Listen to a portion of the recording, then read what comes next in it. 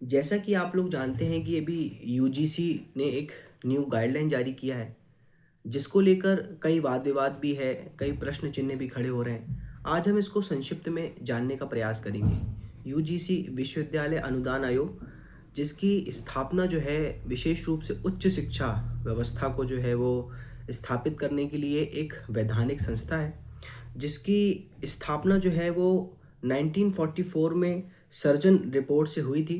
और इसकी संवैधानिक जो इसकी स्थापना की गई थी, एक इसको स्टैच्यूटरी बॉडी बनाया गया था, वो 1956 में बनाया गया था। अभी हाल ही में यूजीसी ने एक न्यू गाइडलाइन जारी किया है, जिसको लेकर जो है वो कई प्रश्न चिन्ह खड़े हो रहे हैं। तो सबसे पहले 13 जनवरी 2026 को यूजीसी ने एक न्यू गाइडलाइन जारी किया है, जिसके तहत धर्म, नस्ल, जाति, लिंग, जन्म स्थान, विकलांगता के आधार पर किसी भी व्यक्ति के साथ भेदभाव नहीं किया जाएगा। कोई भी ऐसा व्यक्ति जो अनुसूचित जाति जनजाति से बिलोंग करता हो, ओबीसी समुदाय के अंतर्गत आता हो, सामाजिक और शैक्षणिक रूप से पिछड़े वर्ग के अंतर्गत आता हो, या आर्थिक रूप से कमजोर वर्ग या विकलांगता के अंतर्गत आता हो, तो इनके साथ किसी भी तरीके का भेदभाव नहीं किया जाएगा। उच्च शैक्षणिक संस्थान में भेदभाव को रोकने के लिए इसकी जो है ये न्यू गाइडलाइन जो है वो जारी की गई है। बेसिकली हुआ क्या था कि 2016 में और 2019 में दो केस हुए। 2016 में जो केस हुआ था वो रोहित वेमुला का केस था, जो हैदराबाद के एक पीएचडी स्कॉलर थे, और इनके साथ जातिगत भेदभाव के कारण इन्होंने जो है वो फांसी लगा ली थी। और अपने सुसाइड नोट में इन्होंने इसी चीज़ का जिक्र किया था कि मैं अनारक्षित वर्ग के अंतर्गत आता हूँ, उसके इसलिए मेरे साथ जो है वो जातिगत भेदभाव किया, इसलिए जो है इन्होंने जो है आत्मघाती कदम उठाया था। तत्पश्चात डॉक्टर पायल तड़वी, जो 2019 में ये एसटी समुदाय की थी, जो एक गायनोकोलॉजिस्ट थी, और इनके ही 3 सीनियर डॉक्टर ने इनके साथ जातिगत आधारित जो है वो भेदभाव किया था, और इन्होंने भी जो है वो आत्महत्या कर लिया था। तो ये जो इंस्टीट्यूशन में जो ये लोग जो भेदभाव का शिकार हुए हैं, इन्हीं चीज़ों को ध्यान में रखते हुए विश्वविद्यालय अनुदान आयोग ने 2026 में जो है वो न्यू गाइडलाइन जारी की है। अब इस गाइडलाइन के अंतर्गत कौन कौन आता है, तो सभी लोग इसके अंतर्गत शामिल हैं, चाहे कोई छात्र हो, शिक्षक हो, गैर जो कर्मचारी होते हैं ना, गैर शैक्षणिक कर्मचारी होते हैं, या कोई प्रशासनिक अधिकारी होते हैं, सभी इसके अंतर्गत आते हैं।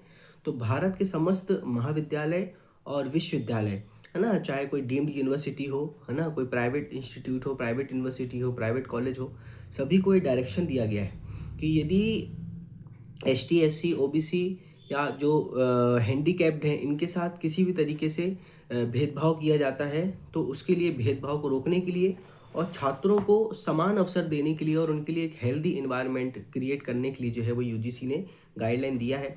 साथ ही साथ यदि कोई भी शिकायत इसके अंतर्गत आती है, तो 24 घंटे के अंदर जो है वो आपको शिकायत दर्ज करना पड़ेगा, 15 घंटे के अंदर रिपोर्ट करना पड़ेगा।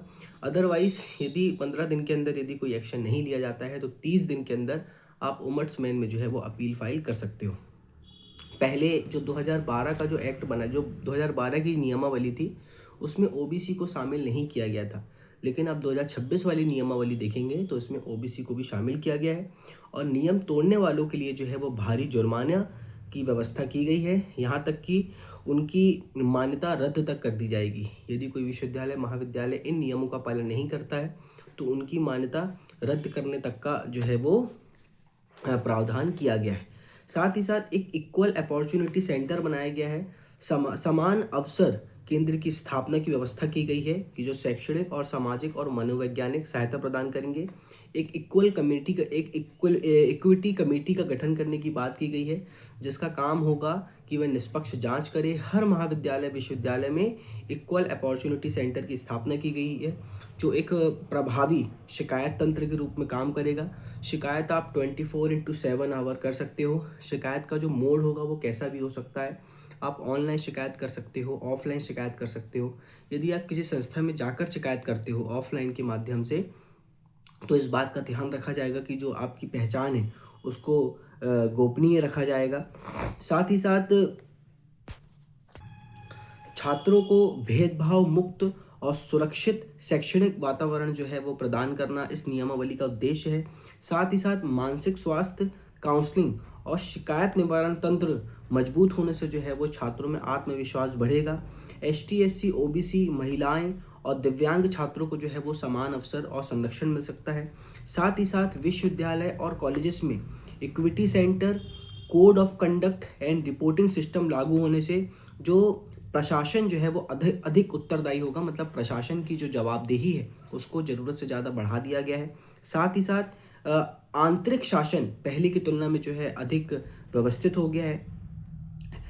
टीचर कोड ऑफ कंडक्ट लागू होने से जो पेशेवर नैतिक और पेशेवर लोग हैं उनकी नैतिकता और उत्तरदायित्व बढ़ गई है। साथ ही साथ सामाजिक और शैक्षणिक रूप से जो पिछड़े लोग हैं उनके संरक्षण के लिए जो है ये गाइडलाइन जारी की गई है। अब आप देख रहे हैं कि इसका हाल ही में बहुत विरोध भी हो रहा है। विरोध के वैसे कई कारण हो सकते हैं। सबसे मुख्य कारण विरोध का ये है कि 2012 वाली जो नियमावली थी उसमें ST, SC समुदाय को केवल शामिल किया गया था, लेकिन 2026 वाली नियमावली में OBC और विकलांग वर्ग को भी शामिल किया गया है। यहाँ पर स्वर्ण समुदाय का जो है वो प्रतिनिधित्व बिल्कुल भी नहीं है। स्वर्ण समुदाय का प्रतिनिधित्व ना होने के कारण सबसे ज़्यादा जो है वो उनको विरोध झेलना पड़ रहा है, क्योंकि आपने शिकायत तंत्र तो बनाया है, लेकिन यदि कोई व्यक्ति इसका मिसयूज़ करेगा, क्योंकि ऐसी परिस्थिति में क्या होगा कि आपने शिकायत तंत्र बनाया है, लोग इसका मिसयूज़ करेंगे, तो मिसयूज़ होने के कारण जो स्वर्ण वर्ग का व्यक्ति है उसके भविष्य को खतरा हो सकता है, या कोई भी व्यक्ति जो है वो उनको फंसाने के लिए जो है वो झूठी रिपोर्ट फाइल कर सकता है। तो इन्हीं तमाम बातों को ध्यान में रखते हुए, क्योंकि जनरल कैटेगरी का इस एक्ट के अंतर्गत बिल्कुल भी प्रतिनिधित्व नहीं है, इस कारण से जो है वो इस एक्ट का जो है वो ज़रूरत से ज़्यादा विरोध किया जा रहा है। तो बेसिकली ये जो विश्वविद्यालय अनुदान आयोग ने ये जो नियमावली पास किया है उसका मुख्य उद्देश्य क्या है? धर्म, नस्ल, जाति, वर्ण, भाषा, क्षेत्र और दिव्यांगता के आधार पर जो है किसी भी सामाजिक और शैक्षणिक संस्थान में किसी भी व्यक्ति के साथ भेदभाव ना किया जाए, चाहे वो कोई छात्र हो, चाहे वो कोई कर्मचारी हो, चाहे कोई प्रशासनिक अधिकारी हो।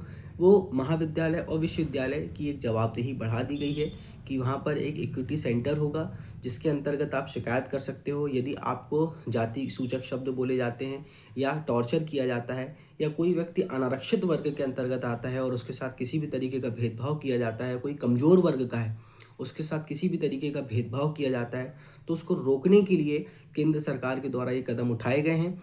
और उच्च शिक्षा संस्थान में भेदभाव को रोकने के लिए और विशेष रूप से धर्म, नस्ल, जाति के आधार पर किसी भी व्यक्ति के साथ कोई भेदभाव ना किया जाए, इसलिए इस नियमावली को जो है वो जारी किया गया है। धन्यवाद।